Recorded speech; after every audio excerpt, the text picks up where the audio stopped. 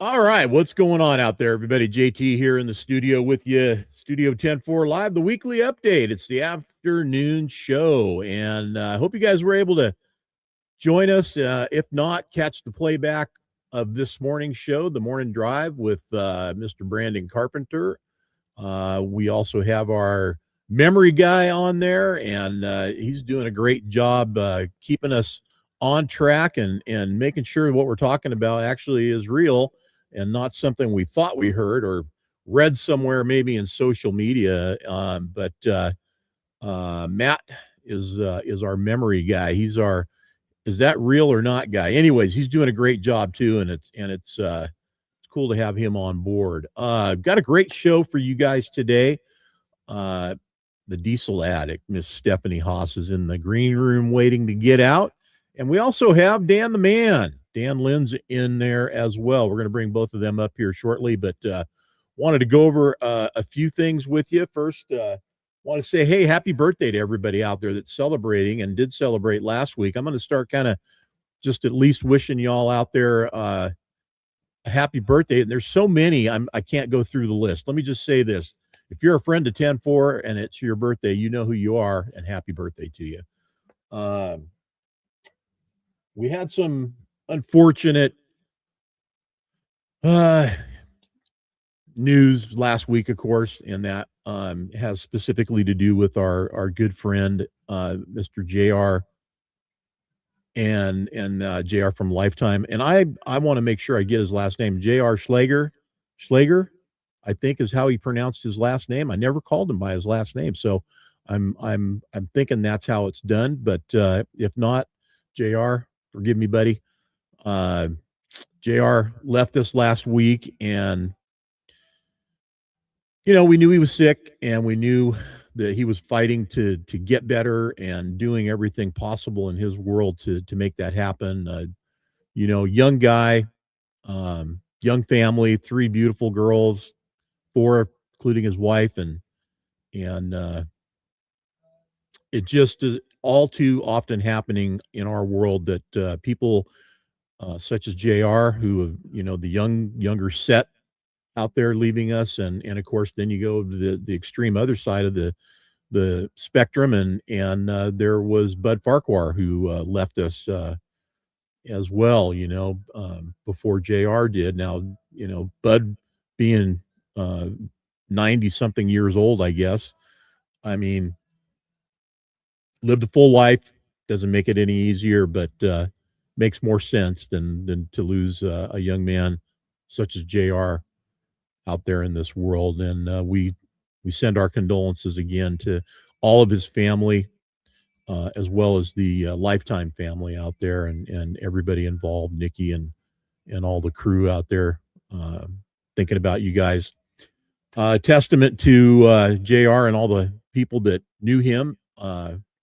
Yesterday, the services were live streamed by the church, the facility where they had the services, and you guys crashed their system. So a lot of us couldn't get in because there was just too many people watching on the live stream. So we may or may not end up with a copy out there that is being looked at to see if there's one, and if there is, we'll get that out there so that you guys can have that. We may or may not be able to get that. We'll see what happens. Man, all of a sudden the room just blew up. So Dougie, what's going on out there? Miss Shannon, April, Clayton, hey buddy, how are you, man? Brandon Chase in the house. Everybody say hey, Brandon, and I'll give Brandon a shout out. Tim Siebes, what's going on, buddy? Good to have you in the show. Some things that I've been working with you guys on and trying to talk to you about, in the realm of the social media world. It's something that I'm never going to let go of. I want you guys to get educated. There's been good and there's been not so good stuff that's happened in the social media world. Good friend of ours, Chris Fife, he lost a huge account, and it was his Facebook account to thieves. I'm just going to call them what they are.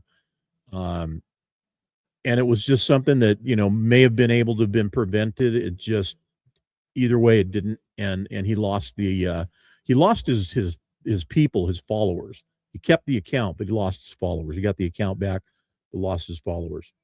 I'm going to be working with Lifetime and Nikki and the folks over there at Lifetime to straighten out some things in their world on their social media. I'm going to send this up on the screen right now so you guys know what's going on. If you are friends or connected to JR on Facebook, this is the account. This is the real account. And you see all these smiling faces down here. You know, these are all the familiar faces that you probably all recognize and would go to this account. And this is JR's personal timeline and say, oh yeah, I want to be in that group, and go ahead and send them a friend request, right? Um, if this was a page, you would be just clicking follow on it. There's no more likes, like thing that's gone. So it's follow. You either follow or you're a friend. Well, in this particular account, and again, this was his personal timeline. This is the real one. This is the fake one. This is a fraudulent account with 26,000 followers. It is a page, not a timeline, not a personal Facebook account. And I've already started the process. So if you of the two admins, and yes, I know how many of you there are, and I will soon know who you are. Uh, you can do yourselves a favor if you're watching today. Take it down on your own. Otherwise, it's going to get taken down. Now, that being said, look at these faces. They're some of the same ones that I just showed you on the other ones. So, what happens? We get duped by familiarity, and oh yeah, and Dan, 26,000 followers. This account was started in November, so it's possible that there were followers from another account that were brought over to this one, and they renamed it. It's not showing as such that way, but it is in fact showing that it was started in November of last year. So yeah, come on, people, really. Anyway, that is a fake account. So if you are on there, and I can see that some good friends of ours are on there, and if they're watching right now and seeing this, stop following it. And like I said, it will be taken down. But you know, this person, people, there's two admins on here. Uh, I mean, they're taking stuff and posting it over here to drive the numbers up. And then what they'll do is they'll take this and they'll change it again, and they'll harvest this account and monetize it. And any way they can to monetize what's on here already, that's the objective, is to make money off of it. So my advice again, and I'll continue to share that with you, is to continuously be wary of where you put your finger in the pie. Don't just stick your finger in anywhere and click and go, okay, don't do it. This is what happens. Another legitimate account, which is the Lifetime Nut Covers page. This is their actual page for their business. That is legit. Doesn't even have as many followers on here as that fake one does. Go figure, right? But that's nature of the beast. So um, I've been preaching this stuff, and I will, like I said, I will continue to do that, and try to do the best I can to create a safe area for us to dwell in. There's a lot of other crap going on out there in social media that I can go into. I'm not going to today, but there's a lot of stuff going on out there. Don't fall prey to it. You know, Brandon and I in our morning show have very clearly put it out there. There's three things that people seem to get drawn to. It's like the moth to a flame, you know. There's the hot babes, there's the dumpster fire, and the train wreck. And it seems like any one of those three, or all three of them, everybody's willing to jump in and watch it happen. Be careful of the hot babe, the dumpster fire, and the train wreck. It's likely going to take you down some path you don't want to be. So there it is. And let's do what we can to get rid of that fake account. Again, one more time, I want to show that to you just so you guys, that is the fake account. That's not It's not anything to do with JR or Lifetime. It's a fake. It's an imposter. And these are two admins from the United States. They are in the United States. So these are two United States people that have done this. Anyway, all right. So, 10-4 magazine, as you well know, started putting out a who's who in 10-4, and Stephanie has been the one who kind of, along with Dan, has put that out there and featured some of us, not everybody so far, but some of us so far have been in there. And it's who's who, what do we do, where did we come from, and there was one person in there after looking at it that I thought, why isn't she in there? And this isn't going to take the place of that, but this is our version at Studio 10-4 Live of it. Hi, Stephanie. Hello. Glad to have you on the show. Thanks for taking the time to join us today. Thank you for inviting me. Absolutely. I'm going to bring Dan in here right now as well. Dan the man. Hey Dan. Hey, Steph. So for whatever good, and of course there's never any bad with Stephanie. It's all good. It's all Dan's fault that she's here and involved in 10-4 magazine. So not all of it.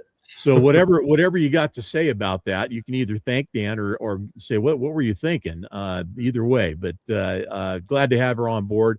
And right now she's on a hot streak, man. 2 for 2, January and February cover features of 10-4 magazine back to back.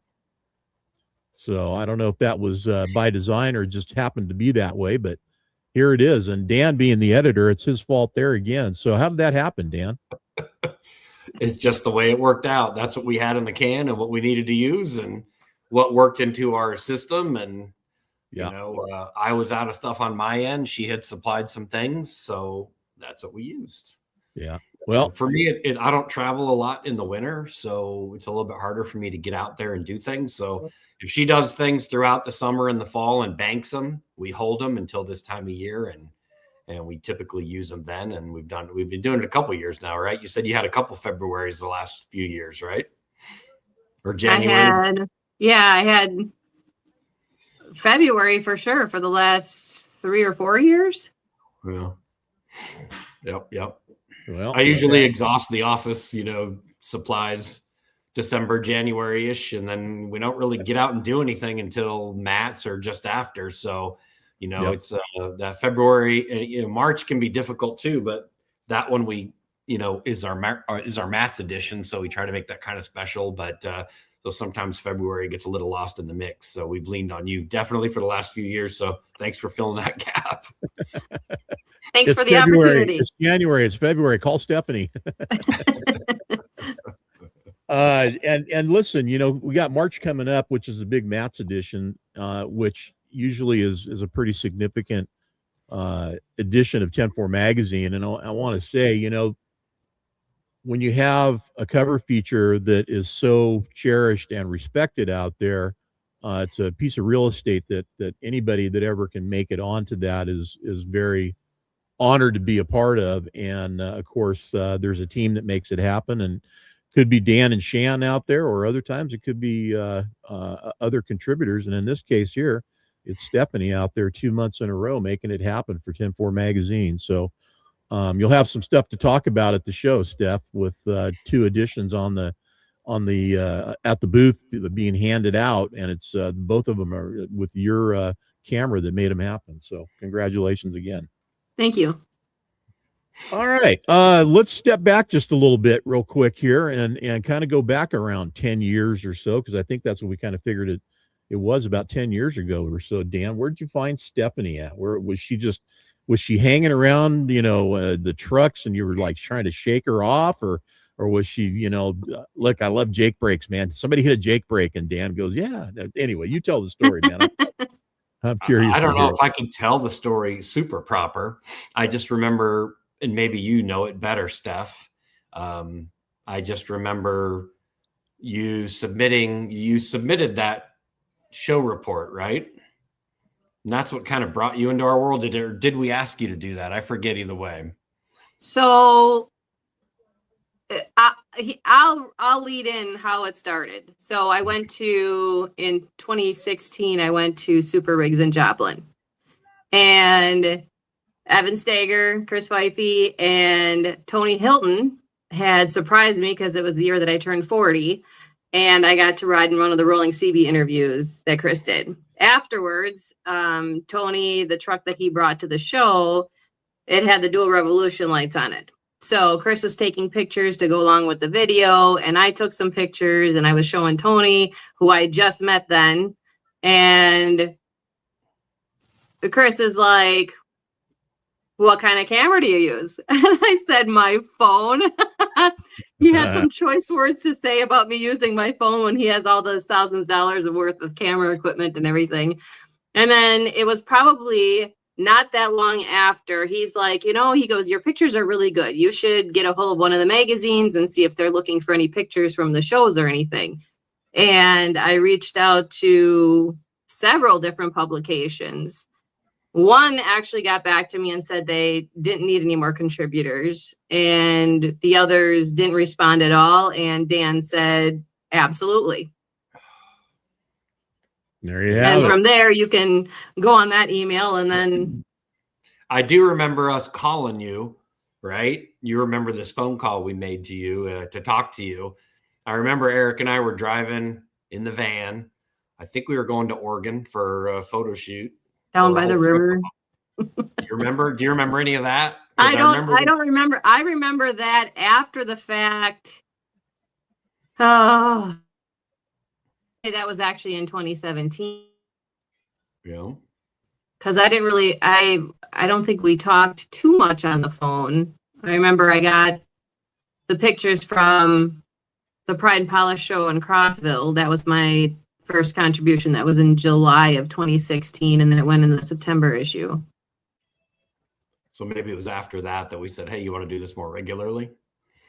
Yeah, it was probably 2017, because then I did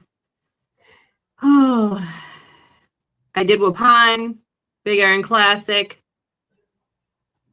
And then my first feature was, I think, February of 2017. Okay. So I think that that timeline sounds pretty accurate.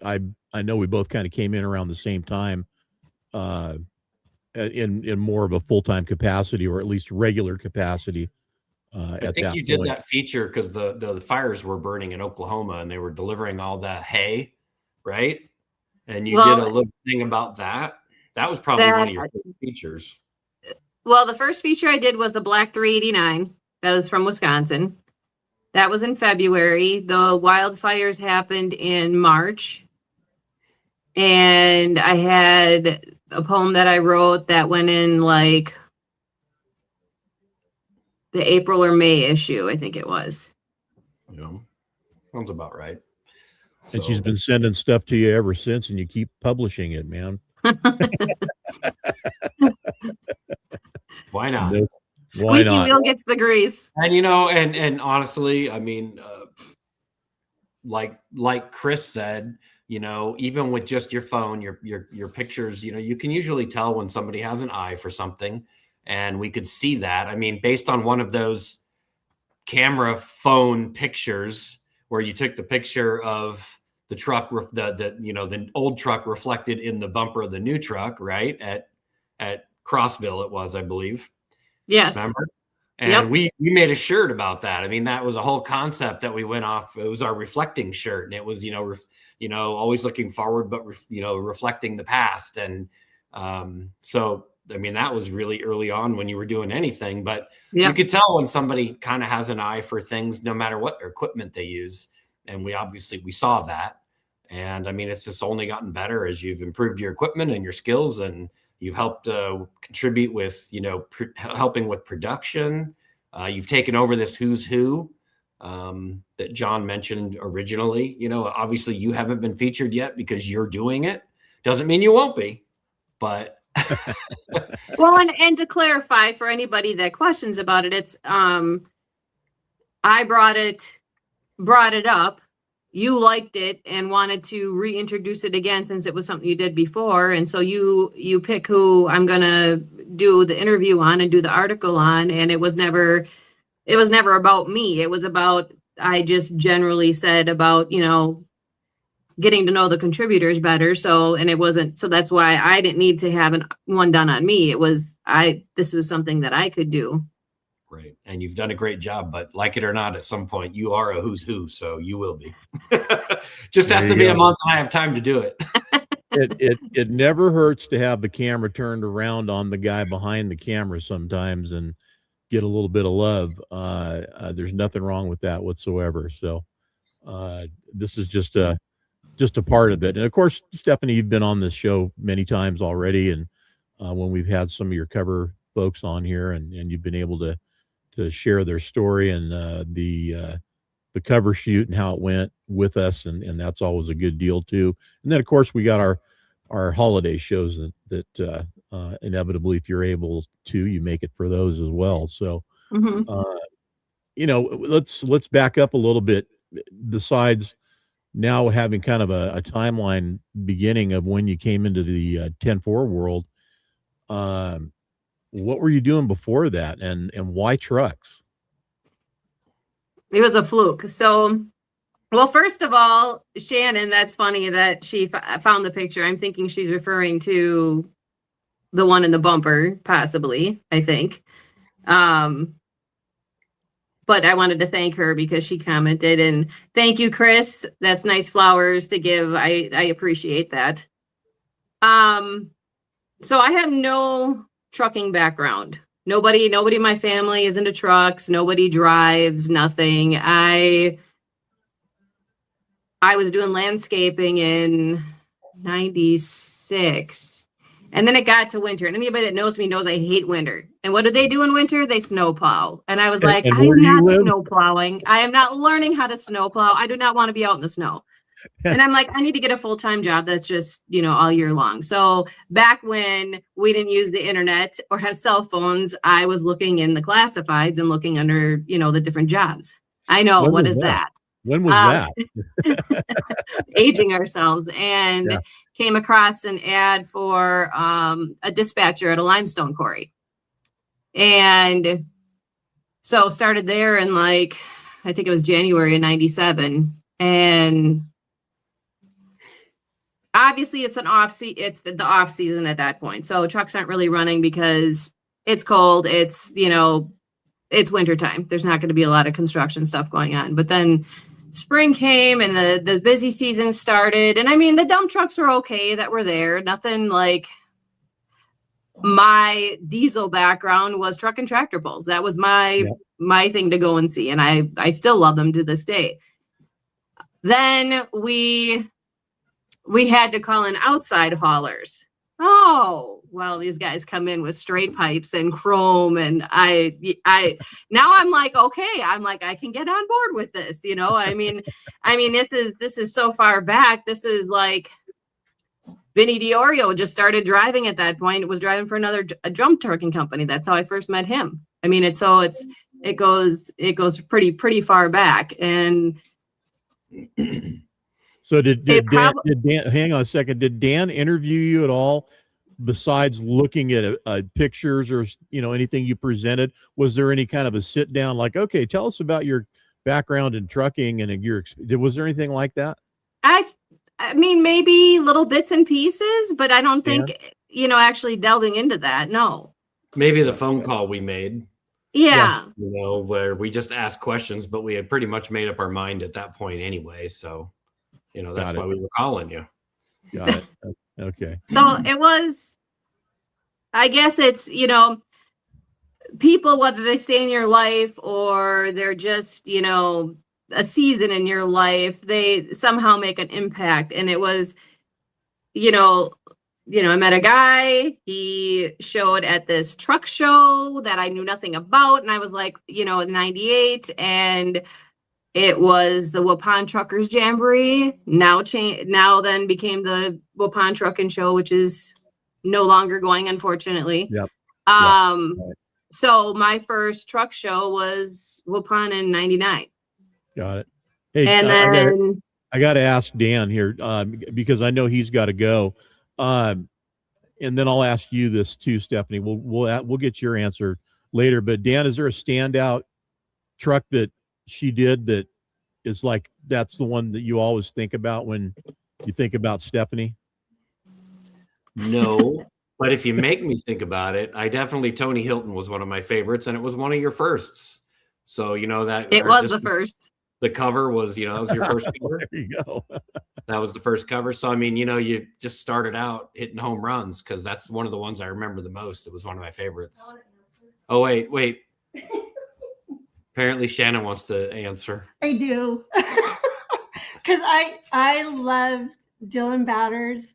I was so mad because you got that picture, and I'm like, oh, we should have done that. That's so pretty.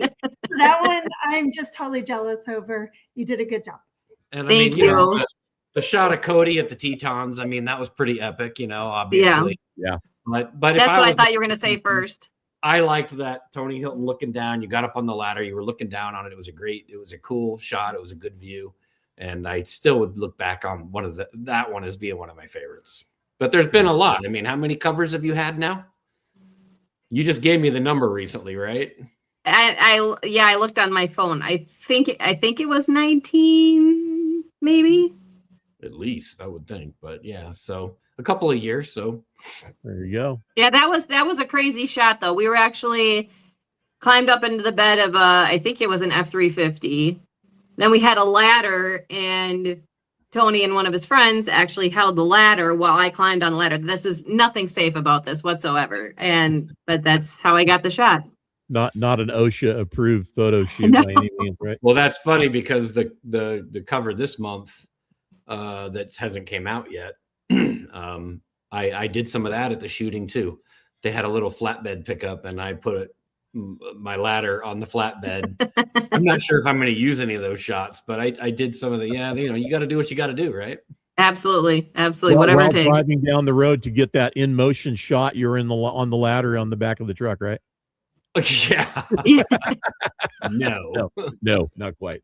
Dan, you want to leave us with any TFK updates? Anything going on there? And so if you want to reserve a golf cart now, apparently there's a flyer up for that. That's yep. You can reserve it in advance. It's even a little bit cheaper. So I don't know why anybody wouldn't want to do that. So that's kind of cool. Obviously, if you go on our website on the truckerforkids.org, there's links to the 2 host hotels. And they're really affordable. They gave us great prices, and they're not far from the track. They're about as far as the one was last year, maybe a minute farther south instead of north. They're down toward North Bakersfield. I don't know. Registration's open. It's going. And we've been trying to get things done for that. But, there's a million other things to do. So it's kind of like walking through peanut butter, but we're getting her done. Yeah, well, there's the show coming up in Arizona that you and Shan are going to be at, which incidentally I talked to them today, so I'm not out yet. But we'll see what happens. That show coming up, and then of course Mid-America and the new booth location. We're on the same wall. We're just further in the room. Yep. So we're off the corner. We're no longer next to the roll up over there, which really was quite the party area, man. There was so much room right there. It could turn into a if you look at a floor plan, we have about 20 feet of blank space next to us again. So so then there you go. I'm hoping we're finally out of earshot of the grinder guy. I think so. I think we're far enough away. And if anybody's been to our booth that's watching knows what I'm talking about. That the guy with the grinder cutter deal, he's always cutting or grinding on something over there. So before I go, we just got our power back. We had no power for about 24 hours because it was raining and snowing. We had like 4 inches of rain. We didn't get a lot of snow, but it was really windy. Apparently a tree fell on a power line somewhere, knocked the whole mountain out. So anyway, the wind was blowing the rain so hard into our windows that we developed a leak in one of our windows here. And we tasked my son Parker to come up with a solution because the towels were getting like sopped up in like 45 minutes. Like wow. a bath towel. Really leaking. Yeah. Okay. Yeah. So it leaked one other time years ago, but it hasn't rained like that with the wind in a long time. Sorry to take your stuff here, Stephanie, but I will get out of here No, soon. you're fine. I got to show you this. I got to show you what Parker designed because he's a pretty crafty young man. Do we have some redneck ingenuity going on here? We absolutely do. Okay. Holy crap. There's where the leak was, right? So he's got a funnel duct taped up there to catch the water. And then this looks like a beer bong, but it's not, it does. Right. And so he's got this tube from his fish tank line going down into a bucket that's sitting on I can't see right here, sitting on a bucket, right? And look, you can't tell, but there's like 4. You see where the water line is? Yeah. There's like 3 inches of water in that bucket. That was just from last night. So yeah, can't really do anything about it until the rain. Well, it's till the storms are past, and we need to get Parker to create a YouTube video for that. What happened to my light here? But yeah, anyway, so somehow I got dark. But anyway, I just thought that was funny. I wanted to share that. I'm looking at it the whole time, and I'm like, that just is redneck all the way. There it is. There I am. So anyway. Congratulations on not getting wiped out on the mountain up there again. Before you go, you got to say hi to Brandon, or else he's gonna Brandon. Yep. We will see you at Trucking for Kids, my friend. Hey, Brandon. There you go, Brandon. Everybody's got you. And hi, Brandon. All right, Dan. Get back to work. We'll talk to you soon. And Steph, thanks for all you do. You do a great job. I can't wait to see where we go from here. It's only going to get better. Thanks, Dan. Have a good night. All right. All right, everybody. Dan Lynn's, of course, co-founder, creator, owner of 10-4 magazine there, and been there since the beginning, as they say. And I can't remember the first time we actually met myself either. Him and Eric, but it was somewhere in the right around 2000 era ish, somewhere in that realm. But man, goes back. I've been looking back at some of our older photos and stuff that are in the vault on the website, and if you guys haven't ever looked at that, you can look up any issue back through 2002, I think it is, almost. And I just hit the previous 2011 button on there on the website, and you can go back in there. Man, I'm going to be sharing some of them tomorrow. I got some great ones in there that I found I want to bring out. But at this point, Steph, you could actually do some Throwback Thursdays on your own. You got 10 years worth now. It's crazy. I'm like, 10 years. I'm like, how has it been 10 years already? Shocking. It's amazing. Well, Dan and I were laughing about it because, earlier we were saying, okay, when was it? When do you think it was? And you say 2016, and when you say it like that, it doesn't sound that long ago. But then when you go 10 years ago, then it sounds like it was a long time ago now. Yeah. So, yeah, it's kind of funny. Let me see who's jumped in here on the comments, and there we go. I got it on my side now. It's funny you said you hate winter, yet you're in Wisconsin, so oops. Yeah. One of the winter capitals of the United States, right? And I got my folks here, so and I've got my close friends that are here, my people, and so it's like, well, maybe some year I'll win a lottery that I don't play and then be a snowbird. That'd be the ideal situation. I'm looking at that seriously, man. Snowbirding, that's a lifestyle, not a hobby. Yeah.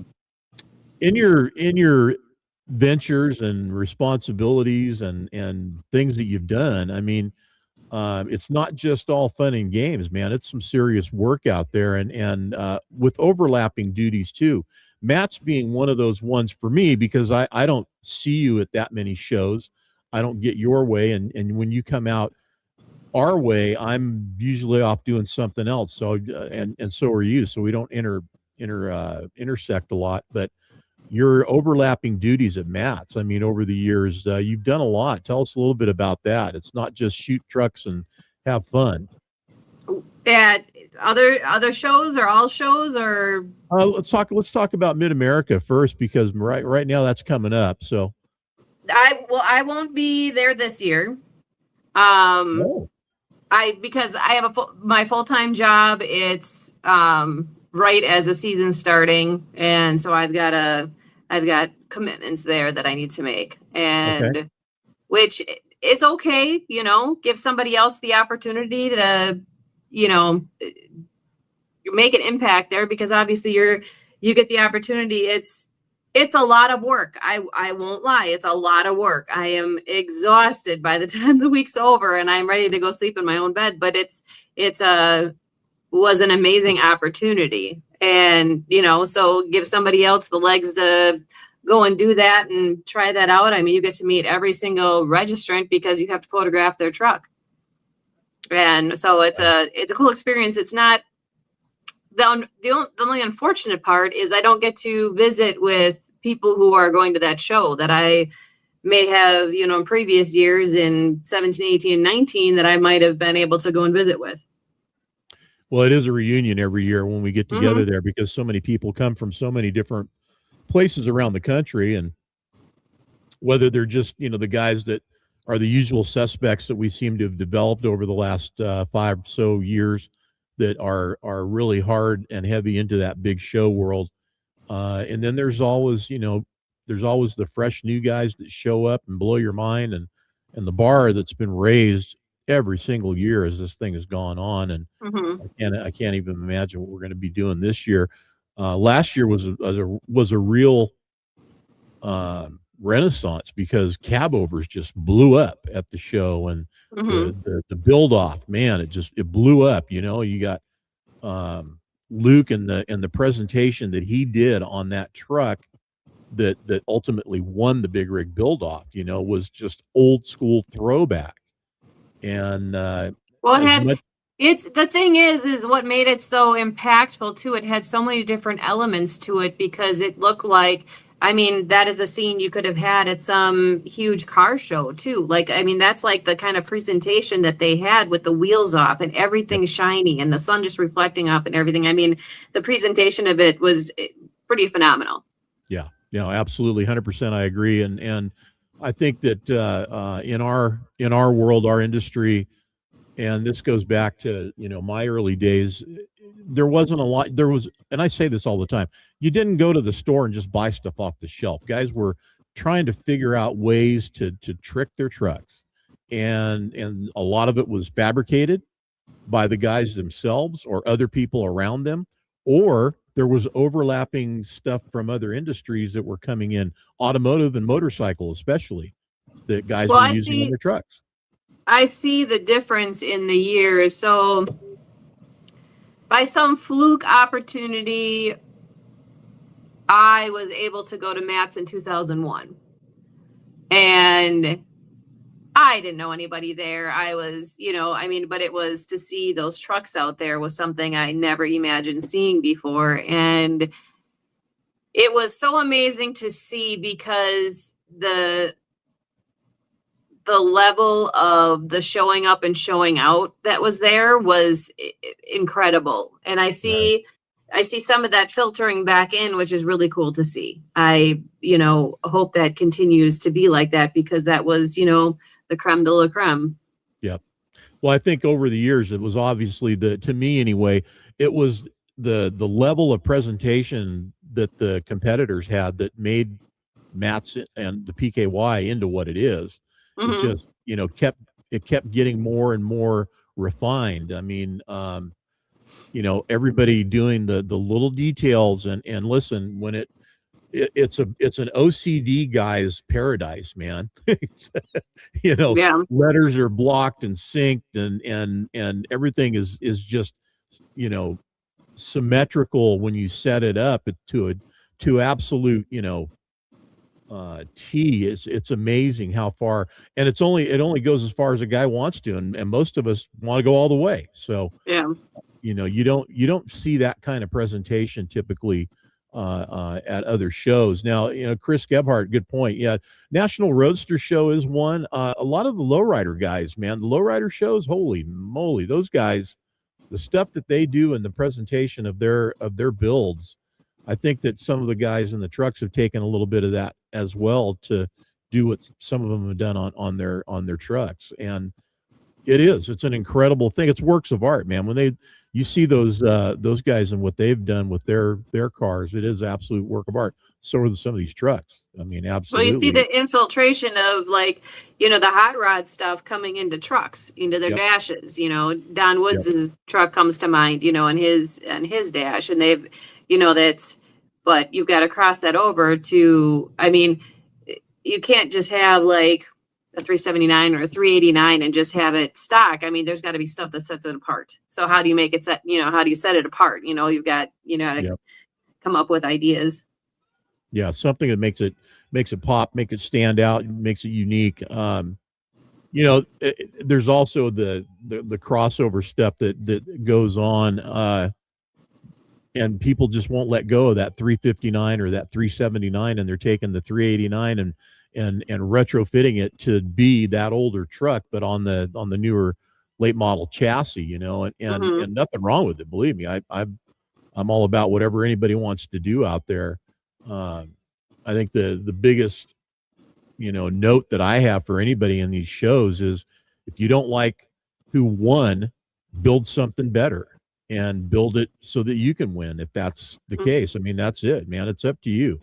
Do whatever it takes out there to make it happen. I mean, there's a build going on right now in Arizona, Rod Pickett's doing, and that's that Dandy Dairy truck. I keep mentioning that truck, man, and that thing's going to be I don't know what's going to happen there. I mean, that thing's going to turn some heads in Louisville, and it is a standout. It was a standout before, but where they're going with this thing, this is a complete, it's a build-off quality truck. By no means is this thing anything less. It could go in there and compete in the build-off. That being said, it's going in just as a limited miles truck, no miles truck. It's going to be zero at this point. I mean, the ECM says one thing, but it's not what that truck's going to be doing. So we'll see what happens over the years, and in your world of what you've been doing. What's your standout? Is it what the first one like Dan brought up, or what's your standout truck that you shot? So those who know me would know right off the bat, like those who know me well would know right off the bat which truck. And that's the favorite. I have a favorite truck. Okay. And she'll always be my favorite truck, which would be Color of Money. Oh, really? And that's just because she's the favorite. I'm a diehard 379 girl. So, favorite locations. I mean, it's, and I can't really say like, as far as if I could say a favorite truck, but the stories are what make it all. And I don't care if it was one of my features or one of the covers, like each one of them played an integral role in how I've grown as a photographer and I guess photojournalist, if what you call it. So it's, they're all meaningful. They're all, you ask me, pick a person and I'll be like, this is where I was. This is, and for the most part, I think, I went beyond that being my favorite truck ever. I wouldn't be able to pick a favorite just location or anything else. I mean, granted, like what Dan said, Cody Davis by the Grand Tetons was pretty epic. I mean, that was anything with the mountains. Yeah. Yeah. Well, you like water and bridges and mountains and old structures. I mean, those are kind of your my go-tos. Yeah. If if I'm telling somebody, like if I've got going on location, Jason Strucker, for example, I relied on him to come up with ideas on where we could go. And I gave him ideas and I would, bridges, cool old bridges, I gave him old barns, fences, and I mean, there's been times where I haven't had much of a background at all. And it was like the Color of Money one. Carrie Bryce was like, I don't know how you're going to shoot it this time of year. It's gloomy. It's, everything's brown. There's no green. I said, trust me. Trust me. That's the perfect background for this truck. And it worked out. Yeah. Well, your hoodie you're wearing kind of reminds me of that truck. A little bit. A little bit. In this light right now, it has a little bit of that going on. Little bit. Yep. Yeah. What year and month was that truck shot? Was that on the cover? That was, let's see. I'll be the go-to March guy. of 2018, I believe it was. February or March. Was it? I'm gonna pull it up here and 2018, you think? Mm-hmm. March. Let's see if that was right. March 2018 is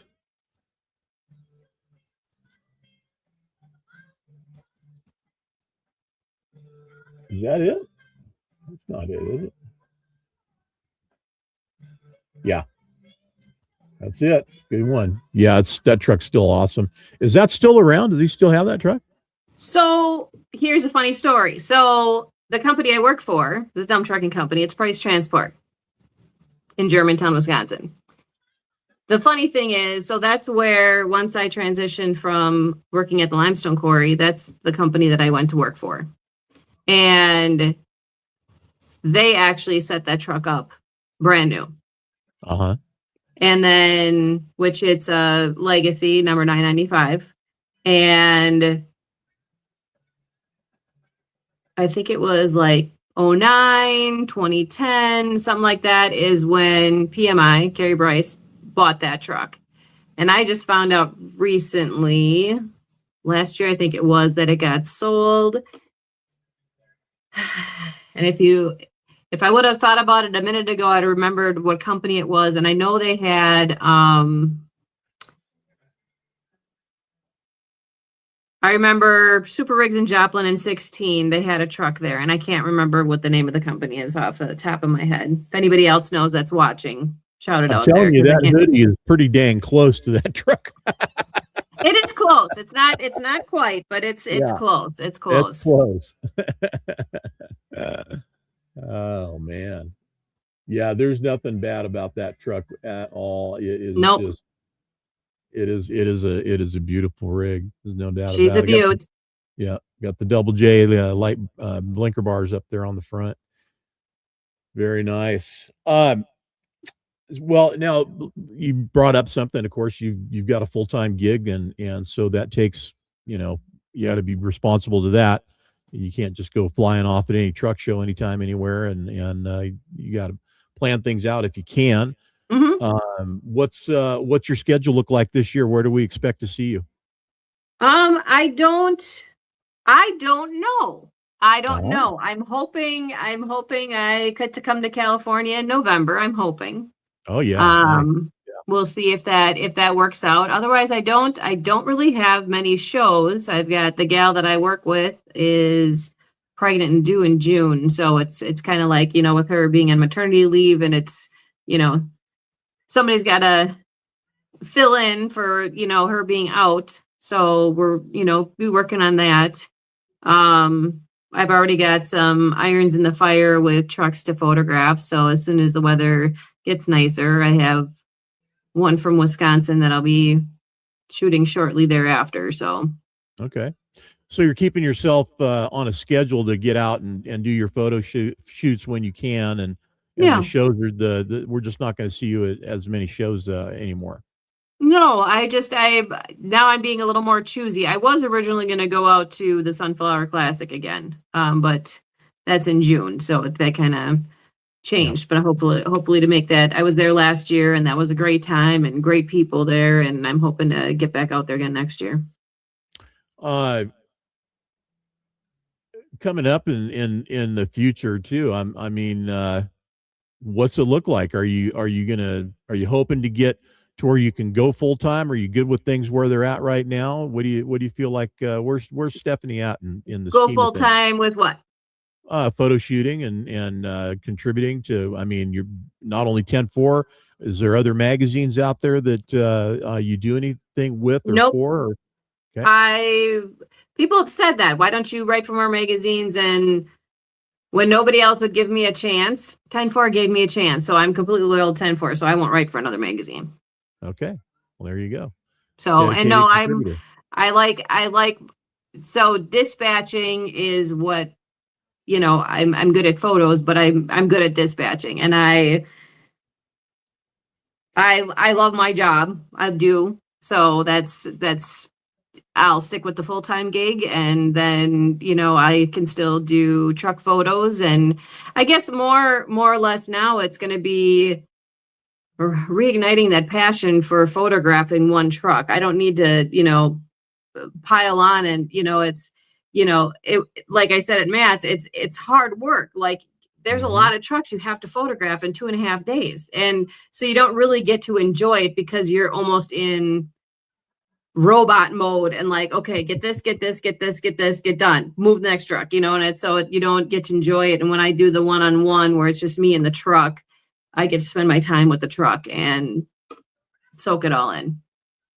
I just want to say too, and I think everybody in here that's a driver would agree. If you're an owner op and you rely on a dispatcher, finding a good one is important. So stick with it if you're good at it, because the guys that are being dispatched by you I'm sure appreciate you, because it's important, man. It means everything, especially to owner operators. I don't know how many people you guys have in your company that are owner ops that come in and take loads and do that for you. If there is that, do you guys have a string of owner ops you use? We have our independent haulers that run with us. But it's not, it's a lot has changed over the years. And I remember, I don't know, a lot has changed. I mean, I've worked at a couple over the road trucking companies too. And the last one that I worked at, I remember everything was computerized. Everything you're sending through, an ELD or whatever. And I'm like, where's the human side of things? Like the first one that I learned, which is where I was taught very well by my supervisor on dealing with drivers. And you build a rapport with these guys. These guys are over the road for, depending, you've got we had the regional guys, we had the guys that would go East Coast, we had the guys that would go, the Southwest, and, and just being able to talk to them and finding out, there's a lot has changed. It's not as, you don't do a lot of talking on the phone as much anymore. Now it's a lot of texting, and they're done at their job. They need a next one. They text you. You call the customer. Where you need them, text them back. So there's not a lot of oral communication as there used to be, which is disappointing. Yeah. Well, it's funny, on the morning show this morning, we were talking about the ELDs and how FMCSA is actually contemplating going back to paper logs and making that happen again. So I don't know that it would change anything. It's not a have to, it's just that it can do. And a lot of companies that have the ELDs in them, they may just keep them for the simple dispatch aspect of them and being able to continue doing what they're doing. But the relationships and this is what I was alluding to, the relationships that drivers have with the dispatchers or company owners, whoever's taking the dispatch, is very key, very important to the success of a company, because man, you piss off the dispatcher, you're going to be getting the crappy loads. If you take care of your dispatcher, you get the good loads, and you get to rely on that as part of your company plan and your business model, that a certain person that's a dispatcher. And I'll tell you, I followed certain dispatchers when I was out there. I followed them where they went, and they would bring some of us along. It's like, hey, I want John and his guys, and I would go with them. Didn't mean I necessarily would stop working at these other places, but that did come into play. There's strategy involved in there, man. I mean, it's a business relationship between the trucking company, the owner op, and the dispatcher. It really is. So and I think you see that. I think you definitely see that. Now, like you said, you're not involved in that as much anymore because of the way things have changed, but it definitely was, and in my era of being out there, it certainly was. I'm sure that there's not everybody's in your position where the personal thing has been removed so much, but I think it's probably more common than not now. Yeah. Yeah. So, all right, Steph, we're at the top of the hour. I'm going to say thanks and I appreciate it. And if anybody has any questions for you, where do they get a hold of you? How can they shoot something over to you? Facebook or Instagram or yeah. Okay. All right. Diesel Addict photos, right? Yep. Okay, perfect. Guys out there, look around if you want to send Steph a message or maybe have her come and shoot your truck, if that's possible. Or you've seen something that might have caught your eye that you think would catch hers and us at 10-4, then get in contact and reach out. Maybe she can take a lead from you to get to a truck that can get shot and be ending up in 10-4 magazine, right? All right. It's getting a hold of Dan, and then because there's so many of us all over the place that, Yep. maybe where I'm at, it might not be convenient for me, but it could be convenient for Colin or Right. Kim, or, it's depending on where the area is. And, I'm very choosy about who I shoot. I mean, I look at all aspects, not that there's this cool truck. And I've got a few people that I respect and trust and will take recommendations from. There you go. Okay. You got people. But yeah, people. Gotta have people. All right. Thanks, John. I appreciate it. Absolutely, Stephanie. Congrats right. to all the success at 10-4 and going forward, especially with the job too. Hope things Thank you. I continue to go appreciate it. well. You bet. Take care. All right. Thanks. Bye. All right, everybody. Hope you guys enjoyed that. Stephanie Haas, of course, longtime contributor for 10-4 magazine, and we'll continue to do that. And we look forward to seeing what her eye captures as we go along. And we're going to miss you, Steph, at Mid-America. Sorry to hear that she's not going to be there, but you gotta do what you got to do. Got to pay the bills, man. And sometimes, that's the way it is. So we'll miss her. All right, everybody. Pleasure bringing the show to you. You guys tune in on Wednesday mornings at 9 a.m. for the morning drive with Testa and Carpenter. And then in the afternoon on Wednesday at 5 o'clock for the Studio 10-4 Live weekly update. And of course, as I've said earlier and continue to do so, we have other things in the works, other show in the works that we're going to be bringing to you, probably seeing those happening after Mid-America. We get some production meetings underway and start talking how those are going to work. So look for those, and look for us at Mid-America. Look for us in the northern wing along the wall, just down a ways from where we used to be. You'll see us in there for sure. We look forward to seeing everybody. I'll be out there doing live streams Wednesday, Thursday, Friday, Saturday. So all 4 days. And sponsors, if you're interested in sponsoring any of the live streams, I'm looking for them. Get a hold of me, john@10-4magazine.com. Reach out, and let's see if I got space or room for you to do that. Till next week, if not before, keep the shiny side up and stay safe out there, everybody. And we will see ya.